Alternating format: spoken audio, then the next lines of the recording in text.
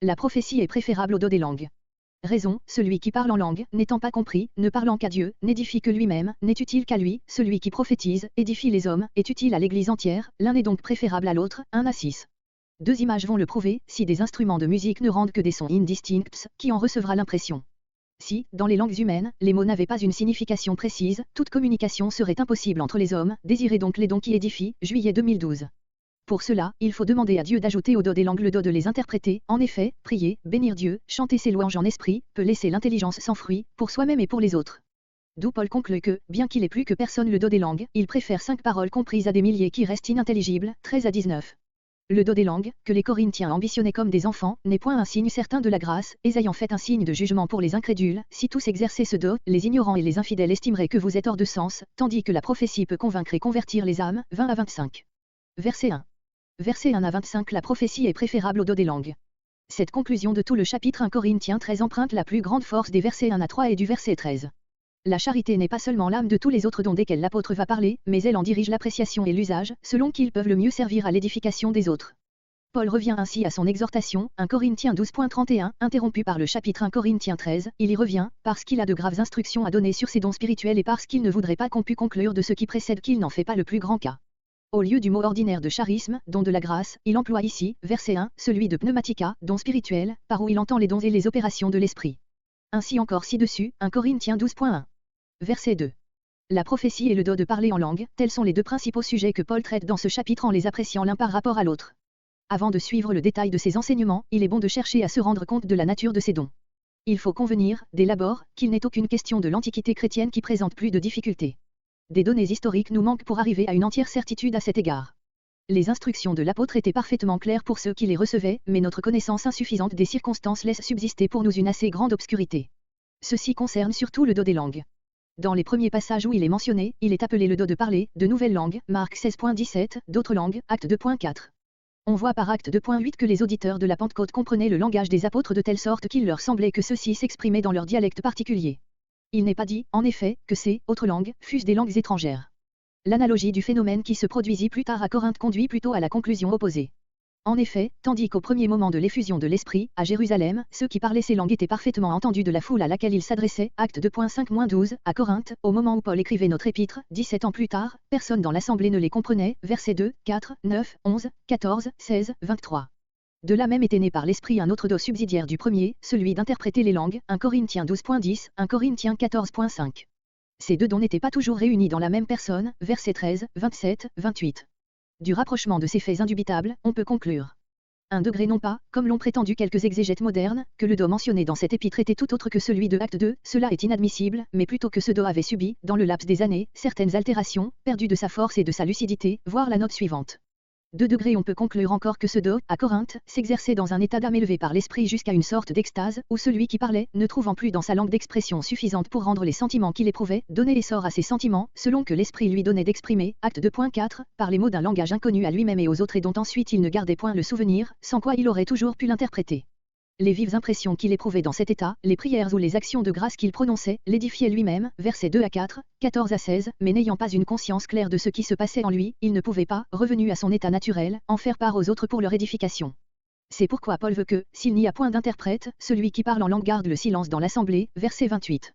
D'après ces observations, qui ressortent de notre chapitre, quelques interprètes modernes, rejetant tout à fait l'idée d'idiomes ou de dialectes et prenant le mot langue, glossa, dans son sens corporel, le membre, organe de la parole, n'ont voulu voir dans le dos en question qu'une force de l'Esprit Saint faisant mouvoir la langue pour exprimer des actions de grâce et des prières, sans que celui qui en était l'objet eût aucune conscience claire de ce qu'il faisait ou disait. Mais, outre que cette action mécanique, matérielle de l'esprit, est sans analogie dans l'Église primitive, il suffit, pour rendre cette idée inadmissible, d'observer que Paul emploie le mot langue tantôt au pluriel, tantôt au singulier, or, nul homme n'ayant plusieurs langues, ce ne peut être là sa pensée. D'un autre côté, comme il est certain qu'à Corinthe ce phénomène avait lieu sans que ni celui qui parlait, ni ceux qui écoutaient en eussent l'intelligence, verset 2, entre 14 et 15, il ne s'agit plus ici de langues ou dialectes dans le sens ordinaire du mot, mais bien plutôt de sons ou de chants par lesquels les sentiments de l'âme prenaient leur essor. Aussi, avec Monsieur Rillet, traduisons-nous, non pas, parler une langue ou des langues, mais, parler en langue. 3 degrés on peut conclure enfin que ce don n'avait point été conféré à l'Église primitive pour lui procurer la connaissance des langues étrangères, mais que destiné à remplacer tous les autres symboles qui accompagnèrent l'effusion du Saint-Esprit, Acte 2.14, ce don, force mystérieuse, capable de renverser les barrières qui, de peuple à peuple, rendent captive la pensée, était le symbole précieux de l'union de toutes les nations dans un même esprit, sous l'évangile de la grâce. Aussi Paul dit-il positivement que c'était un signe pour ceux qui ne croyaient pas encore, verset 22. Il en était tout autrement du dos de prophétie. Le prophète de la Nouvelle Alliance, qui ne différait de celui de l'Ancienne que selon les caractères divers des deux économies, recevait par l'Esprit de Dieu des révélations qui, destinées à toute l'Église, pouvaient être exprimées par lui d'une manière claire, impressive et intelligible pour tous, versets 3 et 4. Ces discours, d'une puissance irrésistible, étaient surtout des appels et des exhortations propres à réveiller les âmes ou à les consoler. Parfois il lui était donné de pénétrer les besoins et les secrets des cœurs, de les produire au grand jour et d'amener un pécheur captif et prosterné aux pieds du Seigneur, versets 24 à 25. Ce don de prophétie était donc de la plus haute importance dans l'Église pour la propagation rapide de la vie nouvelle. Aussi l'apôtre rangeait-il les prophètes même avant les docteurs, 1 Corinthiens 12.28, 1 Corinthiens 12.29, Éphésiens 4.11, parce que ceux-là recevaient directement la vérité et la vie divine, tandis que ceux-ci y parvenaient par une voie plus lente et susceptible de les égarer par leur propre conception. À plus forte raison, Paul met la prophétie bien au-dessus du dos des langues, comme cela paraît dès les premiers mots et dans tout le cours de ce chapitre. Toute cette portion de l'Écriture a une grande importance historique, puisqu'elle nous permet de jeter un regard sur la vie de la première Église, lorsque l'Esprit de Dieu y régnait avec tant d'efficace. Mais on se tromperait en pensant que ces enseignements n'ont plus pour nous d'autres valeurs et tombent tout entier dans le domaine mort de l'histoire. À toutes les époques de l'Église où, sous une effusion abondante de l'Esprit Saint, s'opèrent avec puissance des réveils religieux, se reproduisent aussi des phénomènes, sinon semblables, du moins analogues. Or, si ces expériences peuvent, d'une part, jeter un certain jour sur les sujets qui nous occupent ici, ces sujets, traités par la plume de l'apôtre, peuvent à leur tour nous servir de guide précieux dans l'appréciation et le discernement des faits de ce genre qui se manifestent dans le règne du Sauveur. En esprit peut s'entendre de l'esprit de celui qui parle, comme verset 15, ou de l'esprit de Dieu qui agit en lui. Ce dernier sens est le plus probable. Celui qui parle en langue inintelligible aux auditeurs, parle à Dieu qui l'inspire et le comprend, tandis que dans l'assemblée nul ne l'entend, ne le comprend, ce qui suppose que dans l'église de Corinthe, où il n'y avait guère que des Grecs et des Juifs, la langue parlée dans l'état d'extase n'était ni le grec, ni l'hébreu. Que était-ce donc? Après toutes les hypothèses qu'on a faites, voire la note précédente, il faut avouer qu'on ne saurait le préciser avec certitude. Seulement on peut admettre que l'impossibilité où étaient les auditeurs de comprendre tenait, non seulement aux mots dont se servait l'orateur, mais aux choses qu'il disait, comme l'apôtre rapporte de lui-même, qu'il entendit dans un état de ravissement, des choses, ou paroles, ineffables, qu'il n'est pas possible à l'homme d'exprimer, 2 Corinthiens 12.4. Et cela explique pourquoi l'interprétation était un don de l'esprit qui élevait l'interprète à la hauteur de celui qui parlait et non une simple traduction d'une langue dans une autre. Cette opinion est fortement appuyée par notre verset même, qui attire toute l'attention sur les choses exprimées, puisque l'apôtre les appelle des mystères, mot par lequel il désigne toujours des vérités ou des faits qui dépassent la connaissance de l'homme et qui ont besoin d'une révélation spéciale, 1 Corinthiens 2.7, note, comparez Éphésiens 3.3 et suivant. Verset 3. Grec, mais celui qui prophétise parle aux hommes, pour l'édification et l'exhortation et la consolation. La parole lumineuse et puissante du prophète appropriait aux besoins de chaque âme la vérité divine qui lui était donnée de Dieu. L'édification, c'est-à-dire le développement de toute la vie chrétienne, est ici le terme général, l'exhortation et la consolation en sont le moyen et le fruit. Verset 4. En exprimant, même pour lui seul, devant Dieu, ce dont il était rempli. Ainsi ses pensées et ses sentiments, indistincts encore, gagnaient en clarté et en fermeté. On peut recueillir de là cette pensée très pratique que le chrétien, même dans ses prières particulières et dans ses entretiens les plus intimes avec Dieu, doit s'appliquer à trouver le mot qui exprime ce qu'il éprouve ou pense. Le Dieu révélé s'appelle lui-même, la parole, Jean 1.1. Sans parole l'homme ne peut s'approprier aucune des choses divines, même, les paroles ineffables, entendues par Paul dans un monde supérieur sont encore des paroles. Par elles, les idées et les sentiments, jusque-là vagues et stériles, prennent du corps et de la réalité pour nous-mêmes et pour les autres.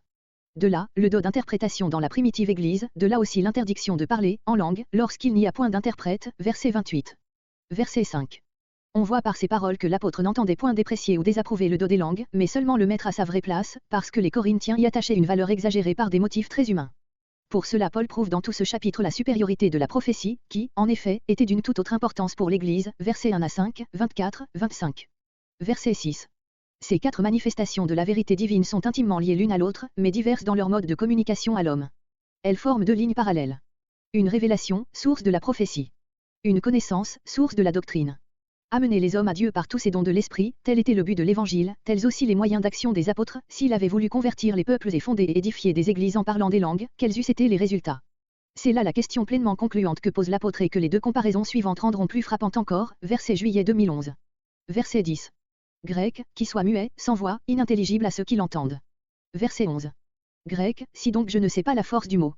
C'est ainsi que, dans les langues anciennes, surtout en latin, on exprimait signification. Mais il est évident que force dit davantage, ce terme indique la puissance de l'esprit qui est dans le mot, que le mot porte avec soi, comparé verset 4, note. S'il en est ainsi dans les langues humaines, combien plus dans la langue de l'Esprit de Dieu. C'est pourquoi il n'y a rien de moins philosophique, rien de plus faux que la distinction que l'on cherche perpétuellement à faire entre le mot et l'idée, entre la parole et la pensée.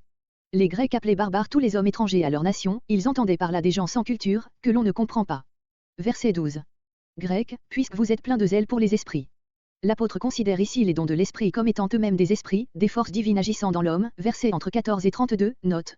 Voir versets 4 et 5. Verset 13. Grec, prie, afin qu'il interprète, ce que les uns entendent, qu'il interprète par sa prière même, en y exprimant aussi, pour les auditeurs, les pensées qui le remplissent, d'autres comprennent ainsi, que l'objet de sa prière soit d'obtenir de Dieu le don d'interprétation. C'est le sens rendu par notre version. Si l'orateur n'avait pas ce don, un autre devait interpréter, verset 27, comparé verset 2, note. Verset 14.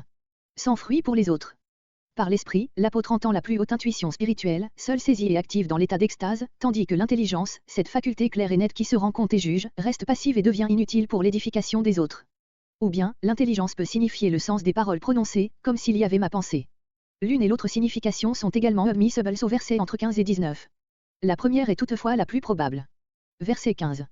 La prière et le chant, grec, psalmodié, paraissent avoir été à Corinthe les deux principales formes que revêtait le don des langues, verset 15, entre 16 et 26, où, un psaume, est indiqué comme l'un des objets de l'inspiration divine. La liaison du verset 14 et du verset 15 ne permet pas, dans ce dernier, d'entendre par ce mot en esprit ou, par l'esprit, l'esprit de Dieu. Il est évident que l'apôtre met en opposition l'une avec l'autre deux facultés de l'âme humaine. De même verset 16. Verset 16. Il paraît donc que, dès les temps apostoliques, toute l'assemblée s'associait à la prière publique en la confirmant par un Amen, en vérité, prononcé à haute voix, bien plus, que tout membre du troupeau pouvait prendre la parole pour l'édification des autres et que cela avait ordinairement lieu, versets 26 à 31. Mais l'apôtre prouve par là même l'inconvénient de parler en langue, sans interprétation, puisque cette sainte communion de pensées et de prières était interrompue et troublée par le manque d'intelligence. Bénir et rendre grâce sont ici synonymes. La prière, dans ceux qui étaient remplis de l'esprit et par là même de joie, devait tout naturellement revêtir le caractère de la louange et de l'action de grâce. Pour celui qui est du commun peuple, il y a dans le grec, celui qui remplit la place du simple particulier, ou de l'homme sans culture, de l'homme du peuple, de l'ignorant, acte 4.13 et ci-dessous, 1 Corinthiens 14.23, 1 Corinthiens 14.24, 2 Corinthiens 11.6, qui devait nécessairement former la plus grande partie de l'auditoire et qui n'entendait pas ce qui était dit, en langue. Verset 18. Paul tient à prévenir le reproche qu'on aurait pu lui faire de parler contre un don qu'il n'aurait pas possédé lui-même. Il s'agit bien ici de ce don de l'esprit qu'il avait reçu au plus haut degré, dont il rend grâce à Dieu et non de langue, dans le sens ordinaire du mot. Mais Paul donne à entendre qu'il l'employait pour son édification particulière et non en public, comme le prouve l'opposition qui suit, mais dans l'Église.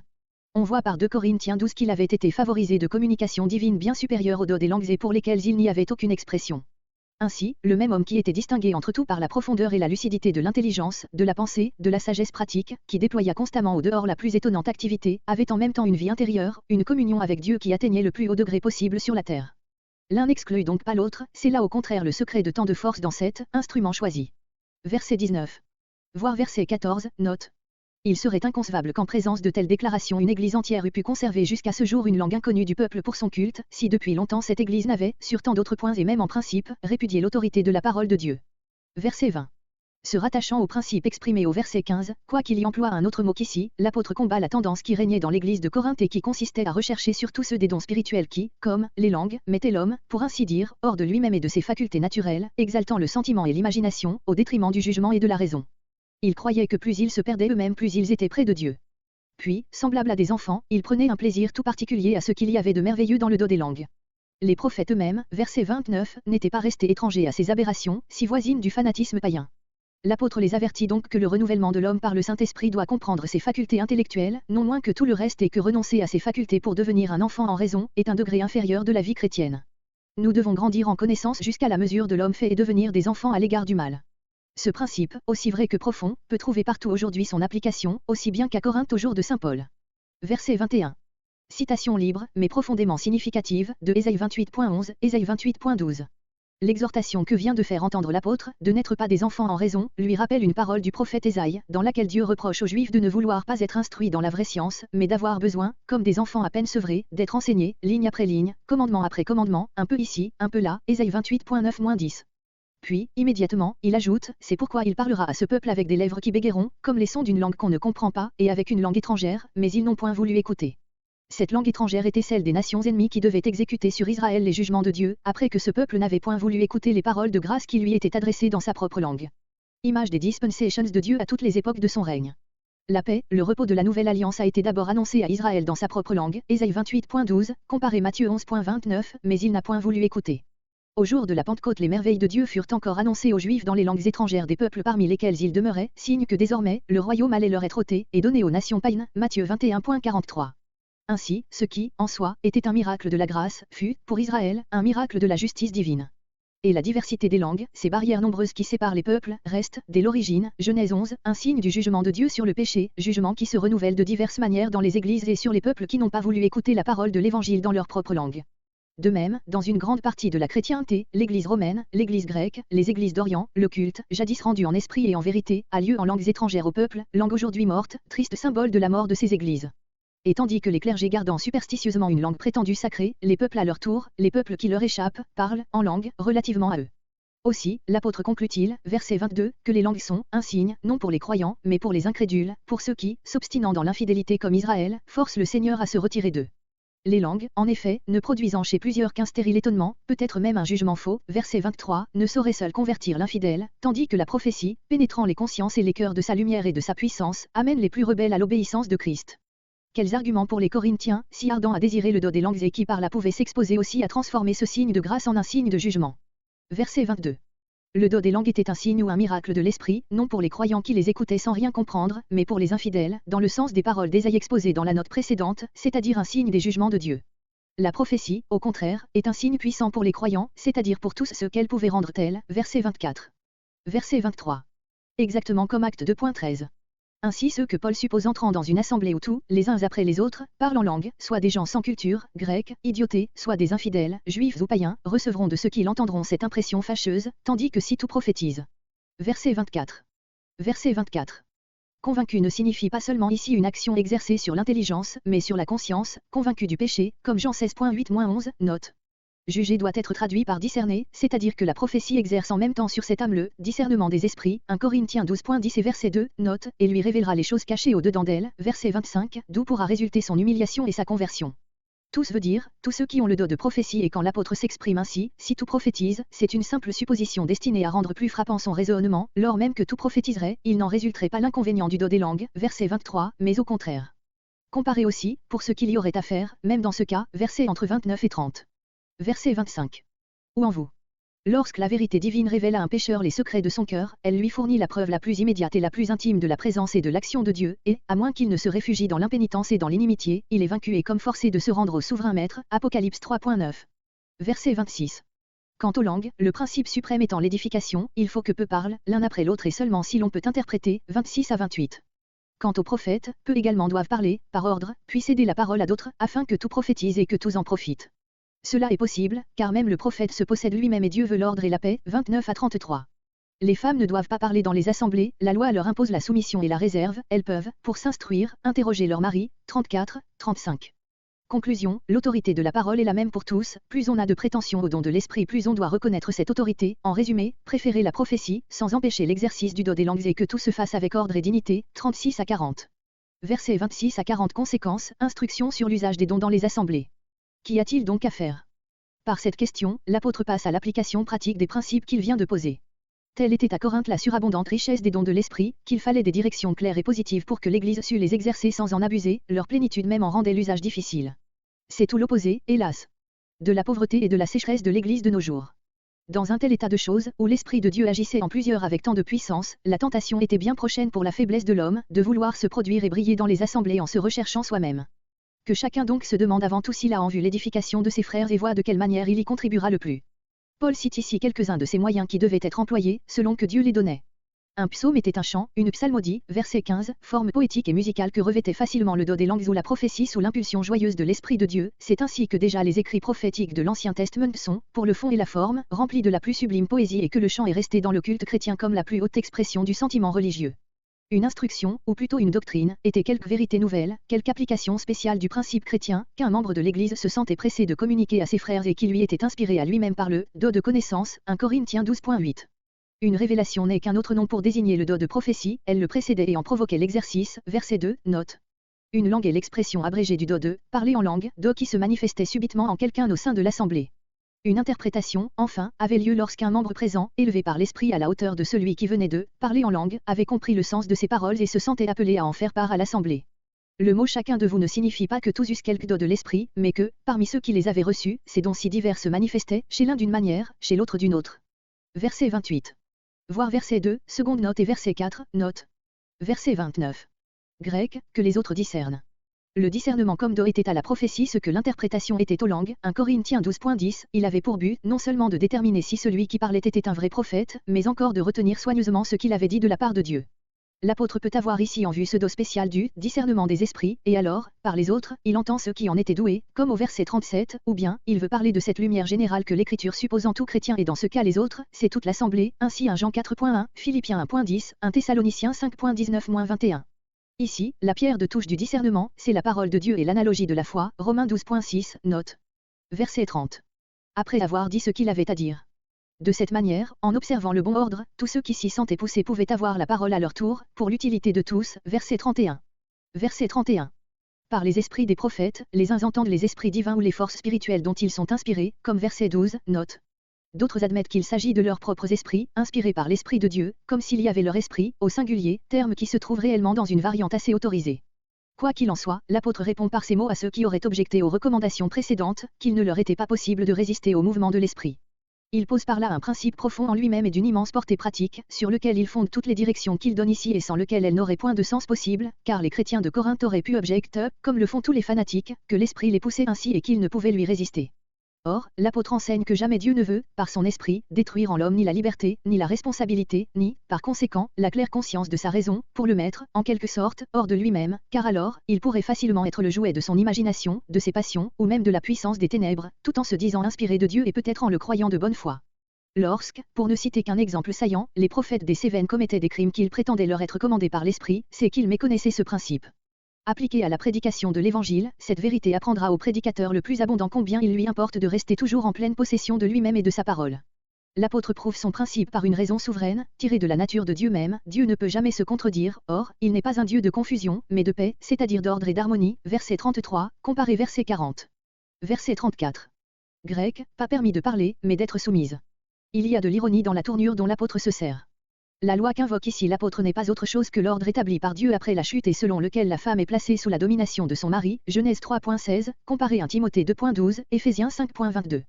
Or, il y a, dans la parole en public, une domination morale contraire à cet ordre, aussi bien qu'à la nature de la femme. D'autant plus qu'ici l'apôtre parle de l'exercice des dons spirituels, qui suppose cette domination au plus haut degré et qui requiert des facultés, verset 32, note, dont les femmes ne sont, en général, pas douées. Tous unis ici pour motiver cette défense absolue, verset 35, même l'expérience de quelques sectes qui, comme celle des amis, Quakers, ont cru pouvoir n'en tenir aucun compte, en se fondant sur le silence de l'apôtre au 1 Corinthiens 11.5. Toutefois, Paul restreint positivement sa défense par ces mots, dans les églises, assemblées, car l'action chrétienne, missionnaire, de la femme, dans la vie privée, auprès des personnes de son sexe, n'est pas seulement un droit, mais un devoir aussi sacré que celui des hommes. Paul lui-même en jugeait ainsi, Romains 16.16. Ce champ est assez vaste, même pour l'application des dons extraordinaires de l'esprit, qui, dans la primitive Église, étaient parfois accordés aux femmes, acte 21.9, en sorte qu'il n'y a pas contradiction entre ce fait et la défense de l'apôtre. Verset 36. Étiez-vous les auteurs et le dernier but de la parole évangélique? Ne pouvez-vous pas, aussi bien que tous les autres qui en sont participants comme vous soumettre à ces prescriptions? L'apôtre, sans en appeler ici à son autorité apostolique, la laisse pourtant sentir et l'assimile au commandement du Seigneur, verset 37.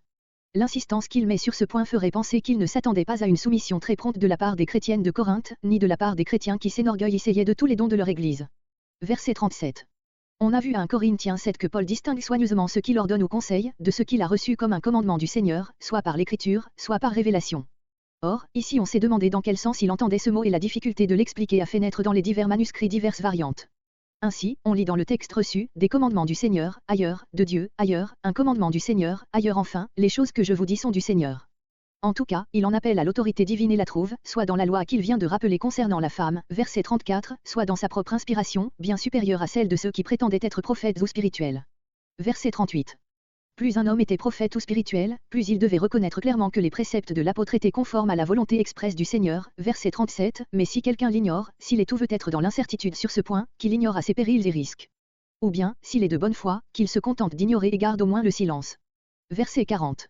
Tel est le résumé de tout ce sujet, il faut désirer de prophétiser, parce que la prophétie est de beaucoup supérieure au don des langues, versets 1 à 5, mais il ne faut pas, pour cela, supprimer ce dernier, pourvu que tout se fasse d'une manière digne de Dieu, verset 33.